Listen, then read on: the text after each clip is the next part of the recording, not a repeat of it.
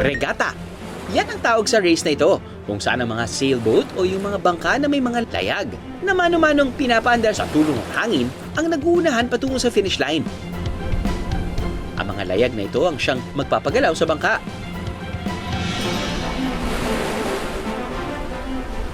Kailangan iposisyon ito sa tama ng hangin para umandar ang sailboat. Pero hindi yun basta-basta ha, kaya kailangan mabusising pag-aaral at training para dito.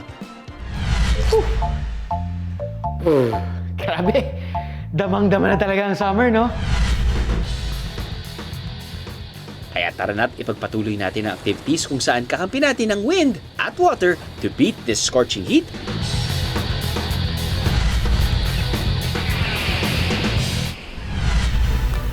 Sa Zamboanga City, makikita ang makukulay na sailboat na tinatawag na Vinta.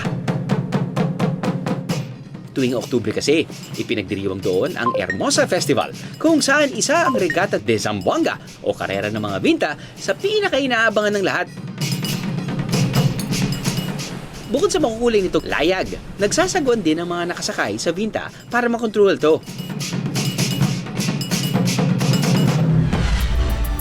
Pero dito sa Batangas, kahit hindi Oktubre, pwedeng magkarera. Gaya ng napanood natin kanina, kung saan ang mga yate ginagamit na rin sa sailboat racing. Hindi binubuksan ang makina nito at sa halip, kinakapitan nito ng mga layag. Yan ang unang sinubukan ng loud and proud Batangueña na si Catherine o mas kilala rin bilang Kurdapia Online.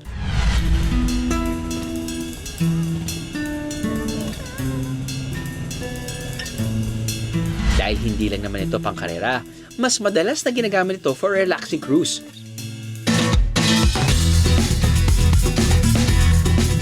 Sir, ikay masyado ka mahihiyain. Ipas mo naman ang iyong mukha. Ayan. O, si Sir Max, ang ating captain, din na sa ating yate sa Nasugbu, Batangas. Ayan. Bago po makakuha kayo ng yate, kailangan yung license. Ang ride na ito, perfect sa mga gustong mag-relax habang ini-enjoy ang summer breeze. Relaxing siya. Kasi diba yung iba extreme, ganyan.